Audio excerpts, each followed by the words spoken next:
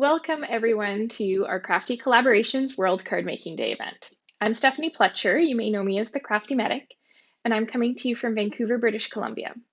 I'm very fortunate to live, work, and play on the unceded ancestral lands of many nations, including the Musqueam, Tsleil-Waututh, and Squamish nations.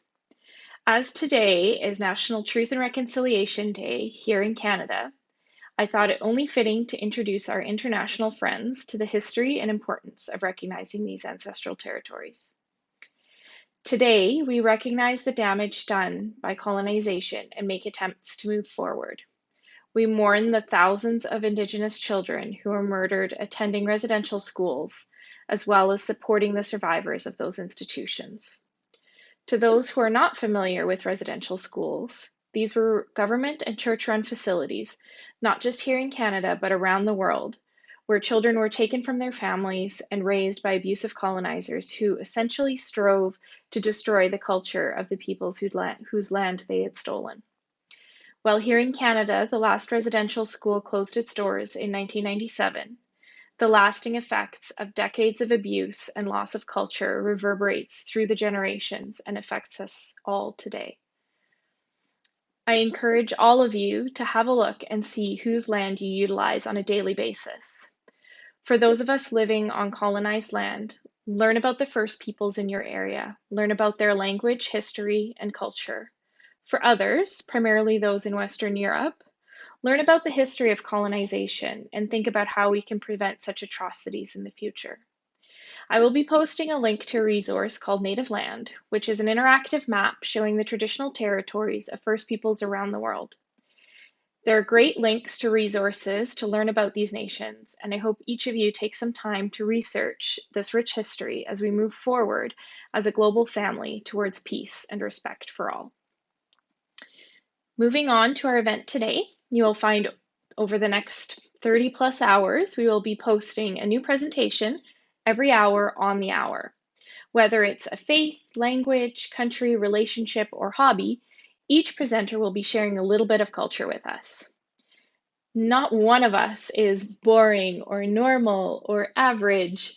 We each have a unique blend of cultures, from the country we were born in, the language and dialect we speak, our faith and beliefs, where we attended school, what our professions are, how we built our family, what hobbies and activities we participate in.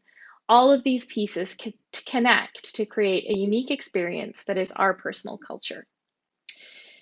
And this is not just stamps, ink, and paper. The projects we make to represent those who may not see themselves in the shelves of craft stores and the pages of catalogs make a lasting impact.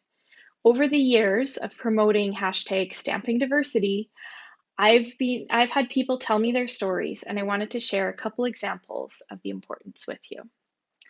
The first story I've got is my own. While I was in nursing school, I worked at a group home where we had 10 adults with various illnesses and disabilities. I loved to make cards with them, and they enjoyed it as well. One of them, however, was blind and never felt like he could participate. His birthday was coming up, so I spent some time at home making him a card. Since he couldn't see the colors or the stamped images, I didn't worry too much about that, and I focused on physical texture, adding layers of embossing and die cuts. And then I added pearls to spell out happy birthday in Braille for him. When I gave it to him, he was confused at first, but then recognized what it was as he was able to read his own birthday card for the first time in his life. The next story is from a friend of mine. She had seen some of my previous events and learned a lot, especially when we shared about the diversity in sexuality and gender. In participating in that conversation, she learned concepts and terms that she previously had been unfamiliar with. She took all that she learned to heart and made a card based on the non-binary flag that I had shared with the group. She gave this card to one of her adult children, who she had suspected of not being fully open about their identity. Because she made this first gesture, her child was able to open up and they were able to have a conversation about their identity and preferences. This mother and child grew closer in a more honest relationship, all because of one card. So I hope you enjoy today, learn from and celebrate each other, and happy stamping.